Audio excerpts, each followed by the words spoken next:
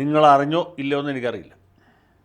കഴിഞ്ഞ ഏതാനും ദിവസങ്ങളായി നമ്മുടെ മൗദൂദി ചാനലിലെ അടുപ്പൂട്ടി ചർച്ചയുടെ പ്രധാന അധ്യക്ഷൻ ഡി കമ്പനിയുടെ തലവനുമായ സി ദാവൂദ് സാഹിബിനെതിരെ നമ്മുടെ നാട്ടിലെ ഇടതുപക്ഷ പ്രൊഫൈലുകൾ, കൃത്യമായിട്ട് പറഞ്ഞാൽ CPM സൈബർ ഗുണ്ടകൾ വലിയ ആക്രമണം അഴിച്ചുവിട്ടിരിക്കുകയാണ്. അദ്ദേഹത്തിൻ്റെ ഈ അടുപ്പൂട്ടി ചർച്ച സഖാക്കന്മാരെ വളരെയധികം പരിഭ്രാന്തരാക്കുന്നുണ്ട്, അവരെ അസ്വസ്ഥരാക്കുന്നുണ്ട് എന്ന് നമുക്കറിയാം. കഴിഞ്ഞ ലോക്സഭാ തെരഞ്ഞെടുപ്പ് പ്രഖ്യാപിച്ചത് മുതൽക്ക് ഈ ഇടതുപക്ഷ പ്രസ്ഥാനത്തോട് ഇദ്ദേഹം വളരെ വിപ്രതിപത്തിയോട്ടാണ് പെരുമാറുന്നത്.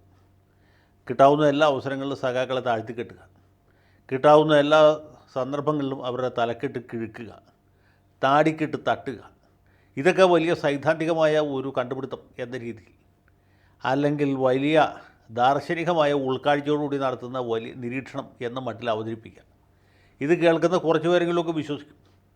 അതുകൊണ്ട് ഇടതുപക്ഷം എന്ന് പറഞ്ഞാൽ ഫാസിസത്തിൻ്റെ മറ്റൊരു തലമാണെന്നും ഹിന്ദുത്വവാദികൾ തന്നെയാണ് സഖാക്കളായിട്ട് നുഴഞ്ഞു കയറിയിരിക്കുന്നത്, പിണറായി വിജയനാണ് കേരളത്തിലെ ഏറ്റവും വലിയ സംഘപരിവാറുകാരനെന്നൊക്കെ ദാവൂദ് സാഹിബ് സന്ദർഭോചിതമായിട്ട് അടിച്ചുവിടുന്നുണ്ട്.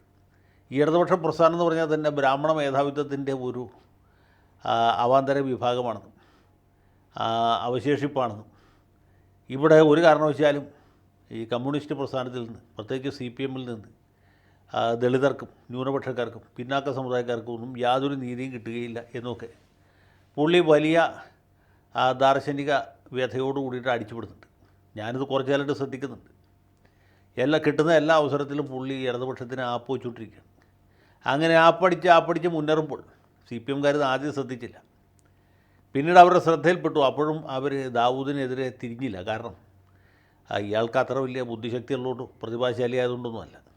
CPMകാർക്ക് മറ്റ് പല ആളുകളെയും ഒതുക്കാനുണ്ടായിരുന്നു. അവരൊക്കെ ഒതുക്കിയിട്ട് വേണമല്ലോ ഇങ്ങോട്ട് തിരിയാനായിട്ട്.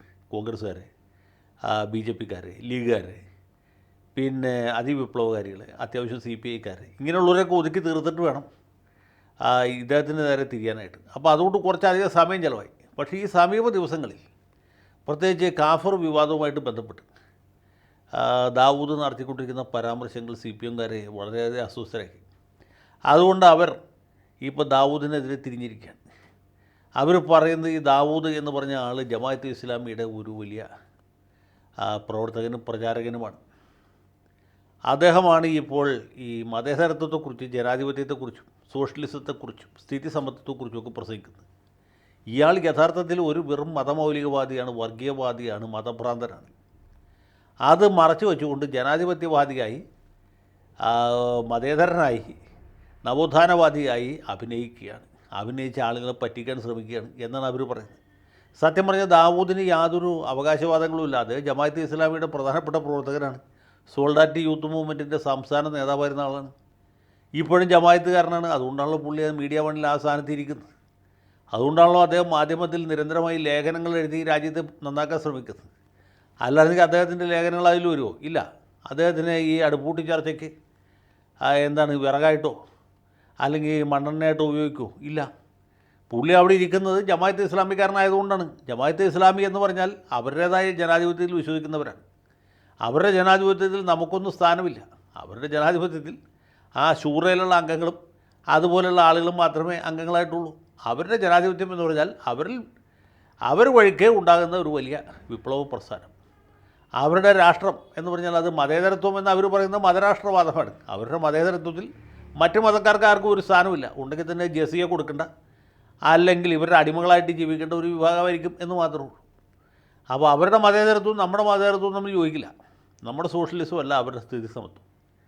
അത് വളരെ വ്യത്യസ്തമാണ്. പുള്ളി ആ കാര്യം നമുക്ക് പെട്ടെന്ന് മനസ്സിലാകാത്ത രീതിയിൽ സൈദ്ധാന്തികമായിട്ട്, താത്വികമായിട്ട്, ദാർശനികമായിട്ട് വിശദീകരിക്കാൻ ശ്രമിക്കുന്നു എന്ന് മാത്രമേ. ഈ മണ്ടന്മാരായ മാർക്സിസ്റ്റുകാർക്ക് ഈ സംഗതി ഇപ്പോഴും മനസ്സിലാകും. അവർ വലിയൊരു കണ്ടുപിടുത്തം നടത്തുന്ന രീതിയിൽ ദാവൂദിനെ നോക്കും. ഇയാൾ ജമാഅത്തെ ഇസ്ലാമിയുടെ പ്രവർത്തകനാണ്, അതിൻ്റെ നേതാവാണ്, സോൾഡാറ്റ് യൂത്ത് മൂവ്മെൻറ്റിൻ്റെ സംസ്ഥാന നേതാവായിരുന്ന ആളാണ്. ഇവൻ ഒന്നാം തരം മൗദൂദിയാണ്, ഇയാൾക്ക് മതേതരത്വത്തിൽ ഒരു വിശ്വാസവുമില്ല, മതരാഷ്ട്രവാദിയാണ് എന്നൊക്കെ ഇപ്പോൾ ഈ കഴിഞ്ഞ മുമ്പത്തെ ദിവസമാണ് ഈ രഹസ്യങ്ങളൊക്കെ പുറത്തു വന്നത് എന്ന വ്യാജേന, എന്ന മട്ടിൽ അടിച്ചു വിട്ടുകൊണ്ടിരിക്കുകയാണ്. ഇവരെക്കുറിച്ച് എന്താ പറയുക? ഈ സഖാക്കന്മാരുടെ ഒരു കാര്യമില്ല. ഇതൊക്കെ എല്ലാവർക്കും അറിവുള്ള കാര്യമാണ്. അദ്ദേഹത്തിന് അടുപ്പൂട്ടി ചർച്ച കാണുന്ന അദ്ദേഹത്തിൻ്റെ ആരാധകർക്കും അറിയാം, അദ്ദേഹത്തിൻ്റെ വിമർശകർക്കും അറിയാം പുള്ളി ഈ പറയുന്ന കാര്യങ്ങളുടെയൊക്കെ സത്യസ്ഥിതി. പുള്ളി ഫലസ്തീനിൽ നടക്കുന്ന മനുഷ്യാവകാശ ലംഘനങ്ങളെക്കുറിച്ചൊക്കെ വളരെ വാചാലനവും. അതേസമയത്ത് താലിബാൻ നടത്തുന്ന മനുഷ്യാവകാശ ലംഘനത്തെക്കുറിച്ച് പുള്ളിക്ക് യാതൊരു ഉത്കണ്ഠയില്ല. ഇന്ത്യയിൽ ന്യൂനപക്ഷങ്ങൾ അനുഭവിക്കുന്ന ബുദ്ധിമുട്ടുകളെക്കുറിച്ച് പുള്ളിക്ക് ഭയങ്കര പ്രയാസമുണ്ട്. പാകിസ്ഥാനിലെ ന്യൂനപക്ഷങ്ങൾ അനുഭവിക്കുന്ന ആ സുഖസൗകര്യങ്ങളെക്കുറിച്ച് ആലോചിക്കുമ്പോൾ പുള്ളിക്ക് രോമാഞ്ചം ഉണ്ടാവും. ബംഗ്ലാദേശിലെ കാര്യം പറയുകയും ചെയ്യണ്ട. കാരണം അവിടെ ഈ ന്യൂനപക്ഷങ്ങളെ സംഹരിക്കുന്നതിൽ പ്രധാന പങ്ക് വഹിക്കുന്ന ഇദ്ദേഹത്തിൻ്റെ സംഘടന തന്നെയാണ്. അതുകൊണ്ട് ബംഗ്ലാദേശിലുണ്ടായത് വലിയ ജനാധിപത്യ മുന്നേറ്റമാണ്. അവിടെ ഉണ്ടായത് മനുഷ്യാവകാശങ്ങളുടെ പൂക്കാലമാണ് എന്നൊക്കെ പുള്ളി സൈദ്ധാന്തികമായിട്ട് അടിച്ചുവിടും. അതേസമയത്ത് പാകിസ്ഥാനിൽ നടക്കുന്നത് അത് മാധ്യമങ്ങളുടെ കുതന്ത്രമാണ്, കുപ്രചരണമാണ് എന്ന് പറയും. ഇതുപോലെയുള്ള ഈ എന്താണ് വിമർശന ആഭാസങ്ങളാണ് ഇദ്ദേഹം അടിച്ചുവിടുന്നത്. കാഫർ വിവാദത്തിലാണെങ്കിലും ശരിയാണ്, ശൈലജ ടീച്ചറുടെ സ്ഥാനാർത്ഥിത്വത്തിലാണെങ്കിലും ശരിയാണ്, KC വേണുഗോപാൽ ലോക്സഭയിലേക്ക് ജയിച്ചാൽ രാജ്യസഭയിൽ ഒരു ഉപതെരഞ്ഞെടുപ്പ് വരും, അതുകൊണ്ട് KC തോൽക്കേണ്ടത് രാജ്യത്തിൻ്റെ ആവശ്യമാണ് എന്നൊക്കെ അടിച്ചുവിടാൻ യാതൊരു മടിയും ഉളുപ്പുമില്ലാത്ത ആളാണ് പുള്ളി. ഉളുപ്പ് എന്ന വാക്ക് അദ്ദേഹത്തിൻ്റെ നിഘണ്ടുവിൽ ഒരു സമയത്തും ഉണ്ടായിട്ടില്ല, ഇനി ഉണ്ടാകുകയുമില്ല. അങ്ങനെയുള്ളൊരു മഹാൻ, അയാളെ ഇപ്പോഴാണ് മാർക്സിസ്റ്റുകാർക്ക് പിടികിട്ടിയത് ഇയാൾ ഇതാണ് സാധനം എന്നുള്ളത്.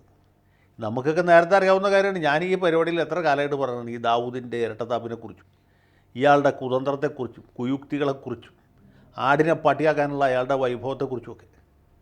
എന്നിട്ട് പുള്ളി വലിയ ദാർശനികനായിട്ട് നിന്ന് തട്ട് വീണ്ടും അടിച്ചു വിടുക. അപ്പോൾ ഇതാണ് ഈ രാജ്യത്ത് നടന്നുകൊണ്ടിരിക്കുന്നത്. ഏതായാലും അല്പം വൈകിട്ടെങ്കിലും ഈ സത്യം തിരിച്ചറിഞ്ഞ സഖാക്കന്മാരെ അഭിനന്ദിക്കുന്നു.